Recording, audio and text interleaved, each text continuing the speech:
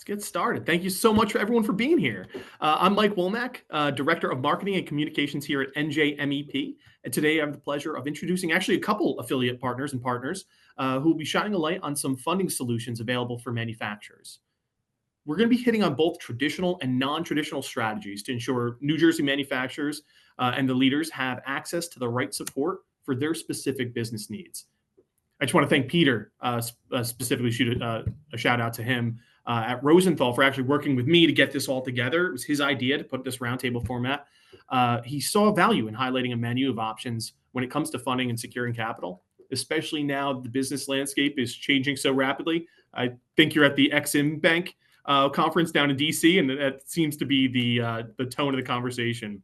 So thanks, Peter. I really do appreciate it. Welcome. And special thanks to all the panelists. Really do appreciate everyone being able to come here to give different perspectives, because Provident, SBA, Rosenthal, you all bring an interesting, really angle to the discussion. So let's get started.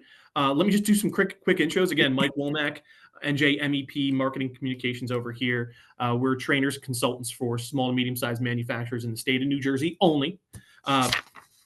And let's do round robin, starting with Peter. Peter, can you give me a little intro on you, Rosenthal, how you guys stand out, what you guys really do? Sure. So Peter Clement, I'm a Senior Vice President for the Rosenthal Capital Group. Very high level, we're the largest, oldest non-bank private lender in the United States. So celebrating our 87th year. We're most known for providing asset-based lending, AR financing, i.e. factoring, purchase order financing, equipment financing, really catering to those clients that are not bankable. And we'll get into that distinction later in the conversation. Thanks, Peter. And now jumping over to Ivan and Nick from Provident. I believe you guys are our oldest or longest running affiliate partner on the call today. So I wasn't going to say oldest. Sounds good. Sounds good. Either one. Thank you. So if you guys want to do quick intros of each. Well, Provident Bank has been around since 1830.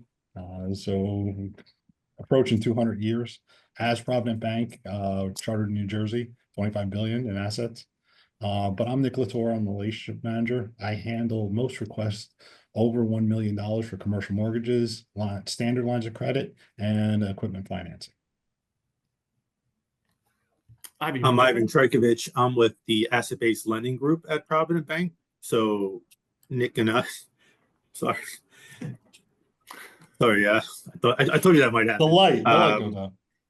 So Nick and I, both through commercial lending. I'm on the asset-based lending side, so I do deals I provide credits from $5 million in credit commitments to $50 million for companies all over.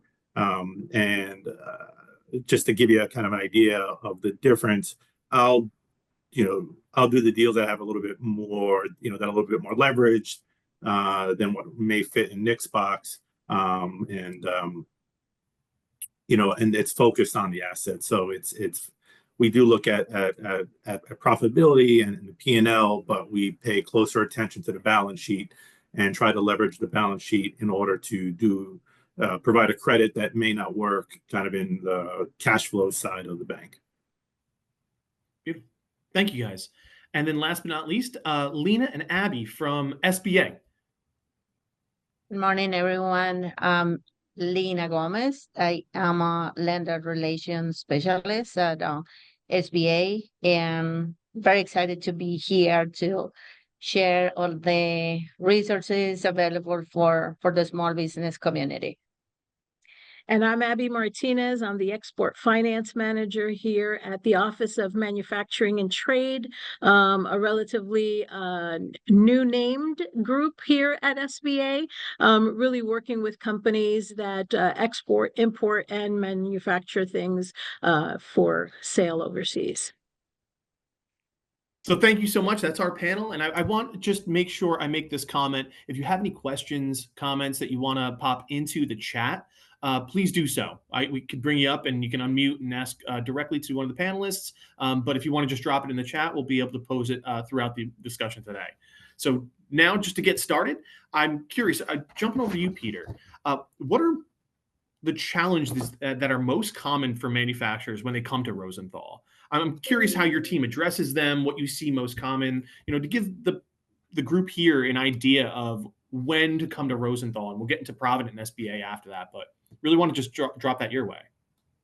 Sure. So, I mean, I mentioned earlier, we provide non-bank lending, right? So I guess the best way to describe it is if it doesn't fit Nick's box, then it goes to Ivan's box, and it doesn't fit within Ivan's box. Rosenthal is that next layer of private lending. And maybe we should define companies that don't qualify for traditional bank financing. I mean, they can include really 4 different avenues. I say they could be new in business. They could be suffering through some recent losses and possibly broken a banking covenant. They may have too much concentration in foreign accounts receivable for their current regional lender. And in some cases, their growth can outpace the bank's credit facility, where they may need some more flexible options, which traditionally the non-bank lenders provide, with obviously an additional cost for that flexibility. But those are really the clients that we're servicing. And sometimes we get asked, well, I mean, how much business does that represent? So I mentioned earlier, we're in business 87 years, and Rosenthal deploys over $1 billion a year. So I would argue that there's a lot of business that doesn't qualify for banking facilities. And that's really our niche in the market. Our facilities range from 500,000 up to 40 million. So it's a pretty broad range of transaction size. Gotcha. And it usually equates to companies that do as little as $3 million in revenue, up to $1 billion in revenue.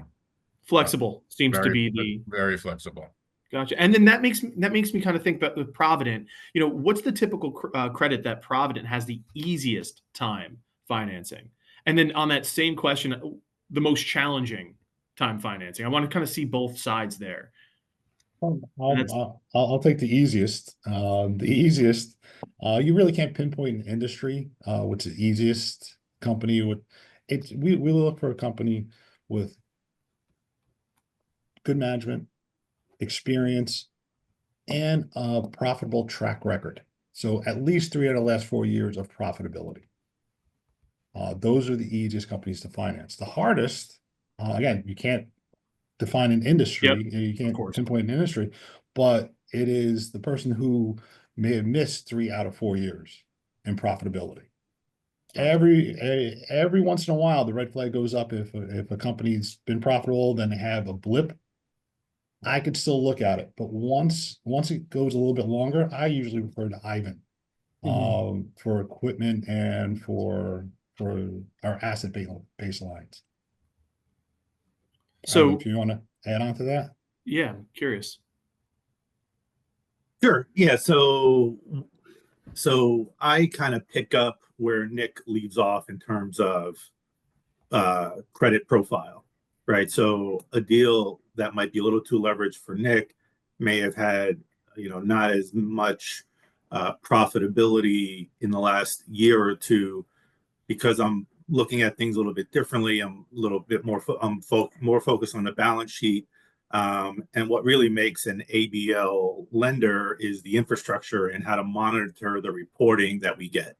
So we typically have more reporting than a regular bank deal, which is, typically monthly financials, monthly borrowing base, and those things. So what's in our box is, what's in the box is basically a company that's been profitable for at least a year. We still like to have, at least two years old, but if it's like a management buyout or something, we consider that as an experienced company. And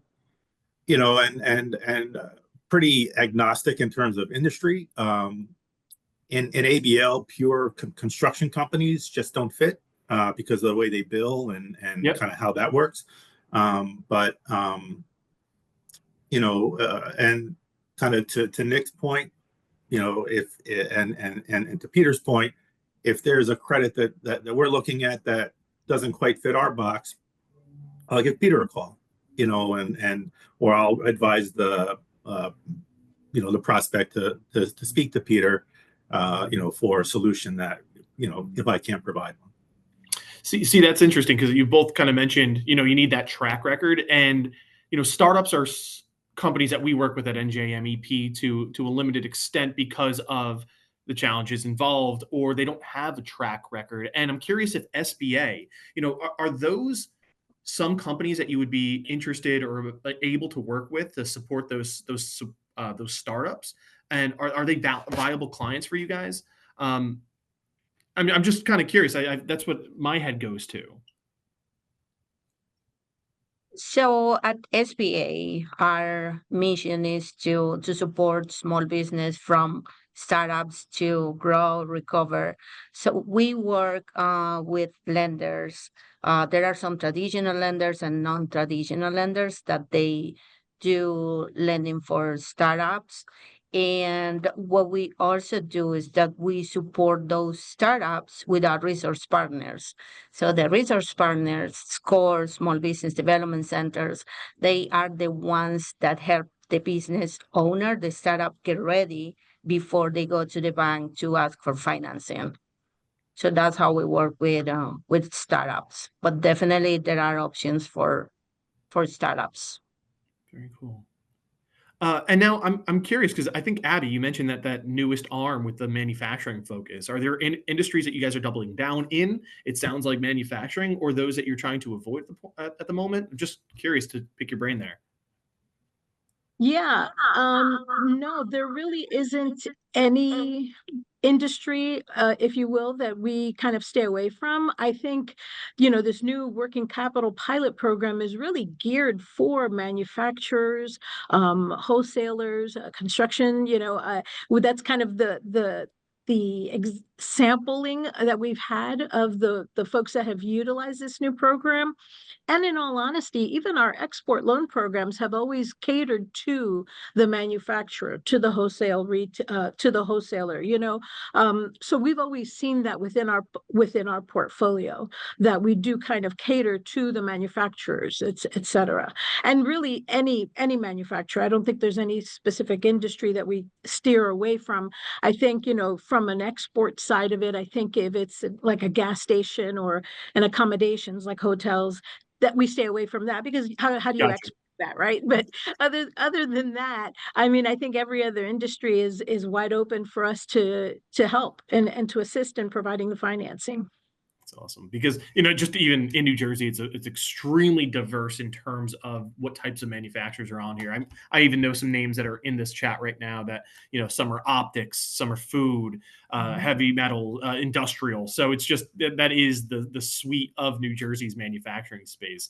And Peter, I do want to touch on some specific industries that you guys have engaged with, but first, I'm curious to share some examples of when a bank has made a referral to Rosenthal and it was a good fit. Can you give me like an example? Again, I don't own a manufacturing business. I haven't had to go for a line of credit for my asset heavy industry.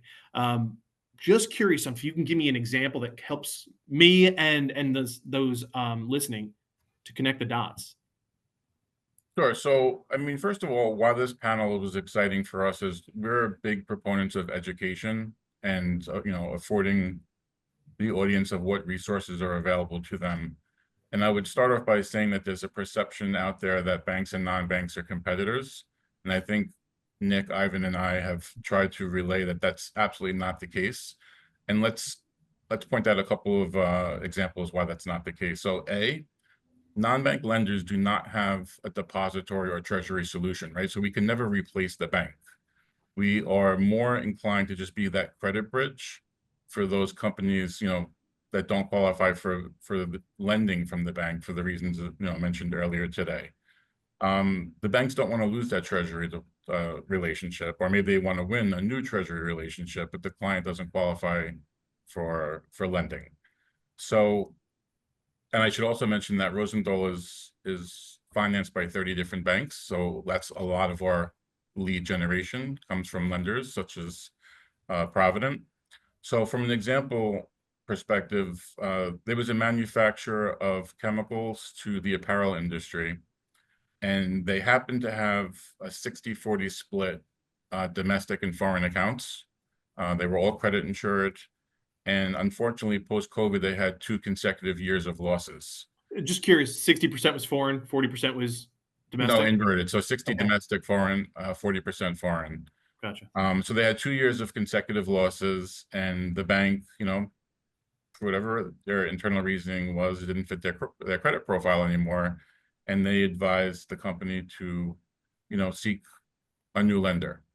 They happened to be a lending partner to Rosenthal, so we're usually that first call from a reputation and servicing standpoint.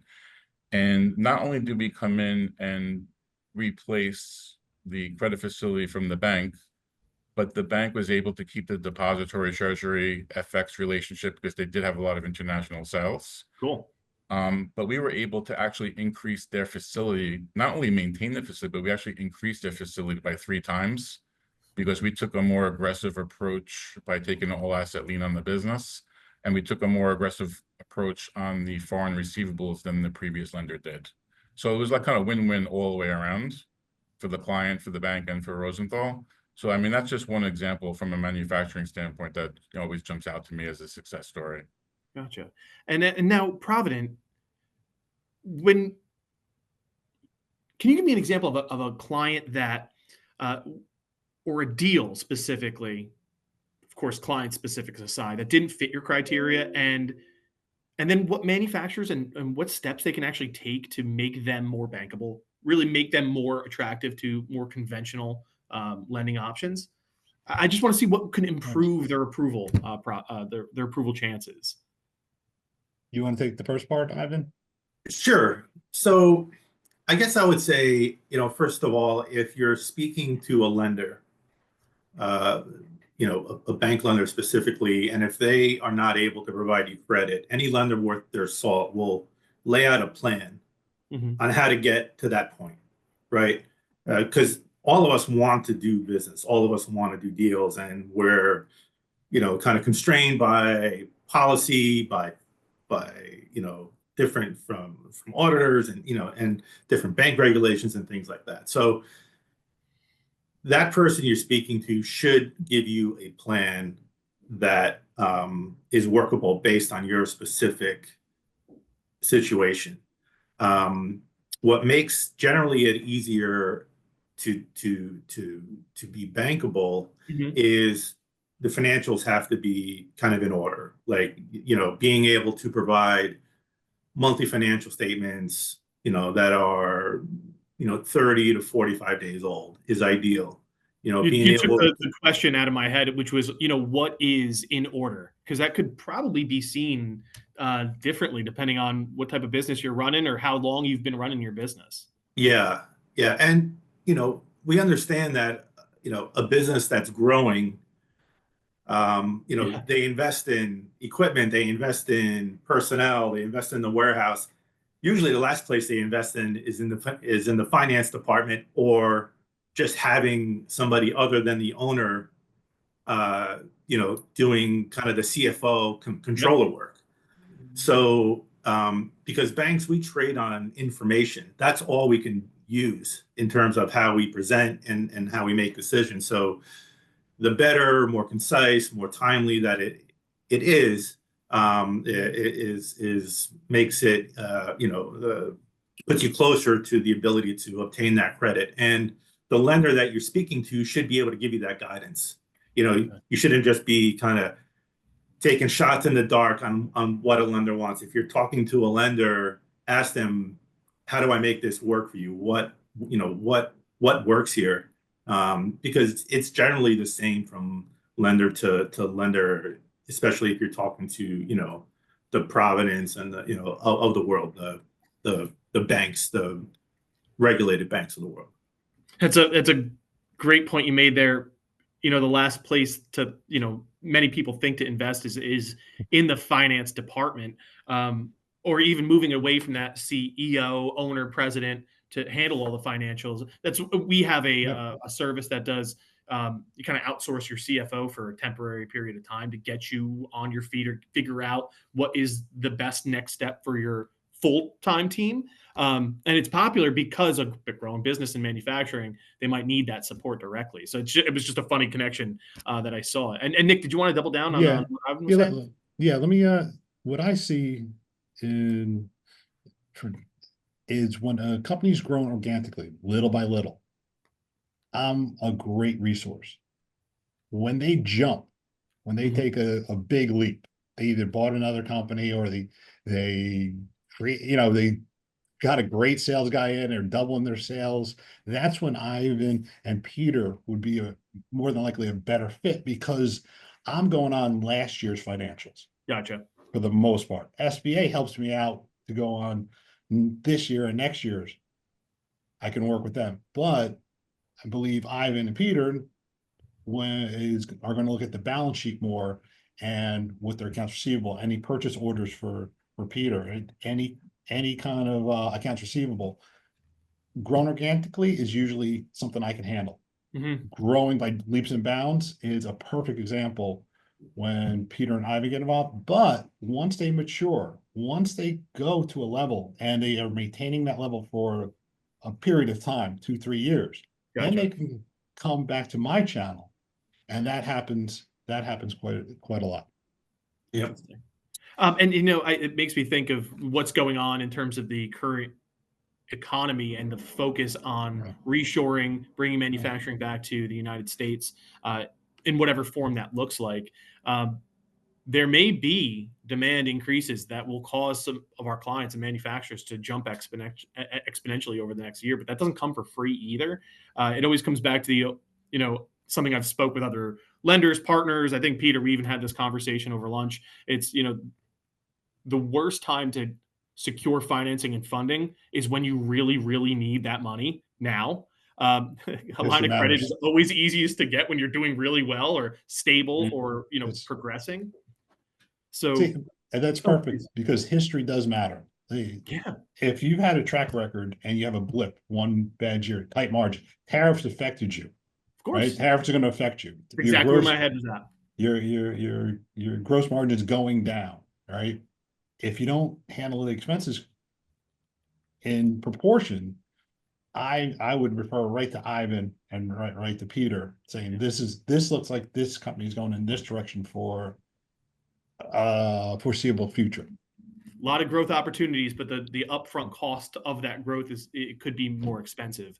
I did get a question, but really quick, I want to jump over to Lena and Abby, because I think Abby mentioned the capital pilot program, and I'm just curious to know a little bit more about that, where that stands, how manufacturers can take advantage. I think it is relatively new, correct? Correct. It is. It was rolled out about 8 months ago, August 1st of 24. And since then, we do have about just over 30 banks that are preferred lenders or have preferred lender status with us on that. If a lender is a 7A lender, they can go ahead and participate in the program as well. We have, I want to say, 73 approved loans for about $90 million right now. So that's about $1.2 million average loan size. And basically we're looking at all kinds of companies, all different industries and everything else. I think the biggest, this line of credit, it is a monitored line of credit.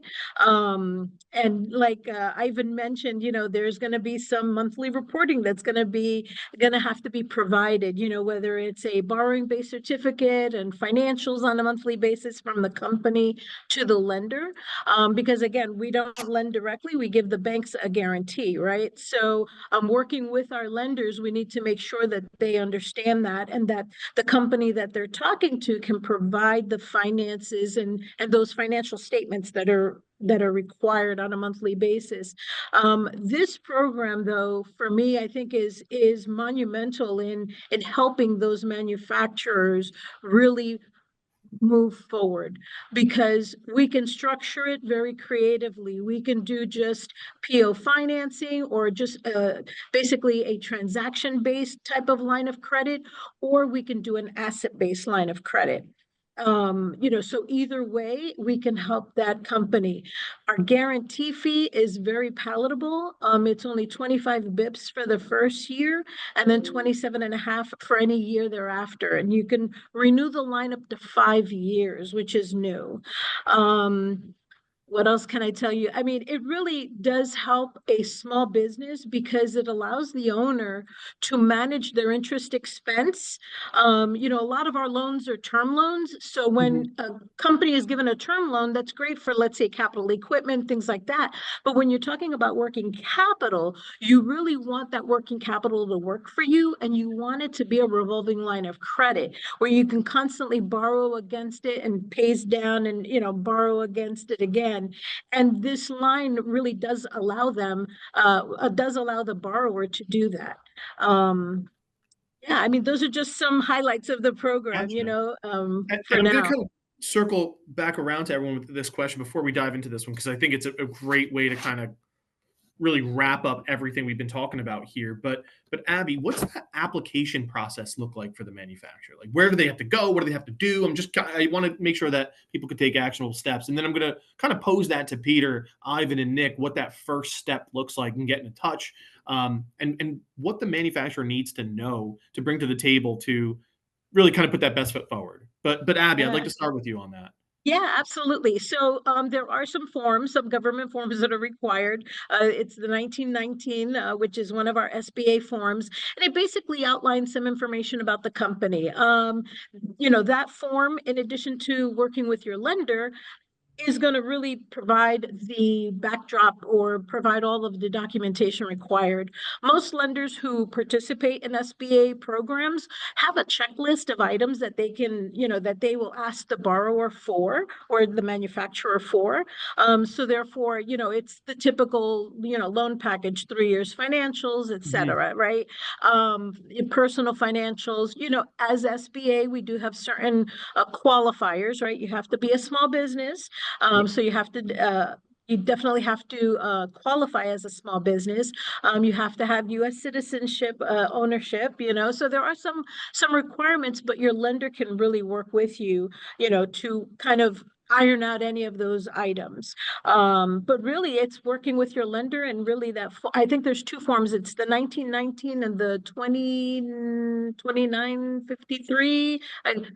Don't quote me on the farm number, but I'll make sure to provide that to you. But yeah, there's two forms that are required. One for the working capital addendum, if you're doing the working capital program, and then of course the 1919, which is just our general application. Yeah. Gotcha.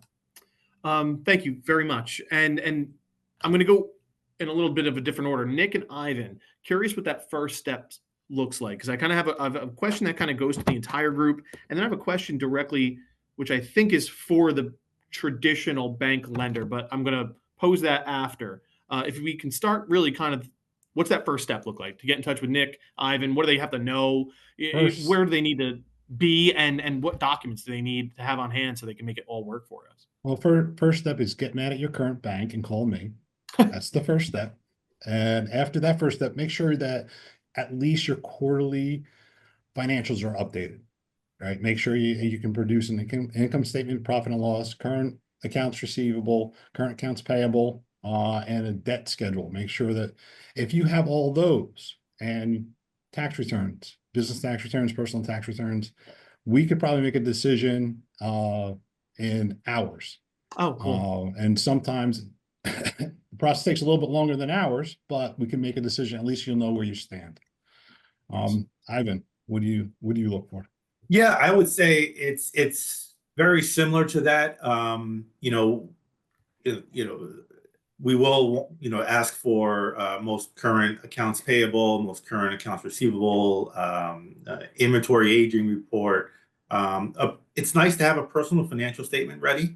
Not all of our loans require a personal guarantee, but typically that's what the question was aligned with. So maybe I'll drop that after we jump over to Peter. Sure. But up to 10 million almost always requires some level of PG. Whatever is the highest level of fiscal year end reports you have. So For the smaller businesses, it may be just tax returns. For the larger businesses, you might have compiled or reviewed financial statements. If you're growing, you may only have tax returns, and we understand that, but there may be a requirement on a go forward basis to go to reviewed financials. But I mean, honestly, I think the best first step is, talk to a lender that you're comfortable with, that's going to answer your questions, formulate a plan, understand what your business is doing, so they can put all that information into context. What you do and how you do it, and kind of the story behind the financials. I think that's probably the most important thing, is finding somebody that'll listen. And now, Peter, same question posed. I just want to add to Abby first. When I hear pilot program and $100 million, it's pretty impressive. Yeah. I spoke to some SBA people earlier in the week, and kudos to you guys. It's a phenomenal job. But as far as our requirements are concerned, I echo Ivan's sentiment. We're looking at 2 years of financials, quarterly comparisons to last year, a current accounts receivable and payable aging, a cap table, a debt schedule, and a bio of the company if they have a presentation deck. It's always helpful. I would say that we're probably going to give a yay or a nay within 3 business days. And we're typically funding facilities inside of 4 weeks. Wow. Cool. So we've done factoring deals as quick as 2 weeks. And I think at worst, we're usually funding deals, within 6 weeks. Gotcha. Just to set expectations, with the audience. Very cool. Thank you. And then I do have one question that's right from Provident, and it's, why does the owner have to personally guarantee? And when can a personal guarantee be removed? It sounds like over 10 million, but that's just my assumption. I'm just kind of curious for the Provident people. The larger the company, the better the reporting. At minimum, reviewed financials, but audited financials are better, because we have to make our decision based on those financials. A tax return and just a compiled financial statement or management prepared doesn't have a second set of eyes looking at it that reviewed and audited does. Plus, a mature company that's been around for a long time usually has a lot of equity into it that they've reinvested themselves many years. And when that company is strong enough, then we can remove a personal guarantee. But new to a bank, it's hard to say, all right, if we're going to lend to your company, if you basically are putting yourself on the line. You're saying, I trust my company. I'll guarantee. Understood. And because that's something, when I was sending this invite out, I asked, is this a relevant topic for you? What parts of the discussion are interesting or worth your time? And I had a couple people come to me and say, we've been around since the 1800s, have been a cash business. We don't do loans. We don't take out debts. I think they have a credit card, and that's about it. But they're thinking different, right? As the business grows, matures, the environment changes. They're thinking different. They're not as closed off to taking on credit or financing, so they don't have to spend their own cash up front, and they can reinvest in their business to grow. I mean, is that it? Should manufacturers be thinking that way? And if so, give me a little bit of a why. If we could start with Peter and go right around, then I'll get to this last question that we have. Well, I was just going to add that from our side, all of our loans do require some level of guarantee. It depends on the size of the loan. It depends on the collateral. So we try to get creative with what we call side collateral. That could be personal securities. That could be unencumbered real estate. If the receivables, inventory, or equipment, don't suffice for the credit limit that the client is looking for. But depending on the size of the loan and the collateral, we'll always require either a personal guarantee or a validity guarantee, which usually comes from the executive of the company. But yeah, I mean, the old adage is times are changing, right? So what I liked about this panel, and I was going to leave off with these comments, there are companies on this webinar that may have used SBA, traditional banking, and non-traditional banking at different times of their journey. So the same company may have used all three of us. So again, we collaborate with each other. We're not really competitors. We're different solutions for different time points of a company's journey. Mm-hmm. Thank you, Peter. Ivan, you want to add into that? Yeah. So, I mean, for us, we're not we're just lending the money, based on financials and, kind of the performance of the company. If as the owner, your customers, how your business operates.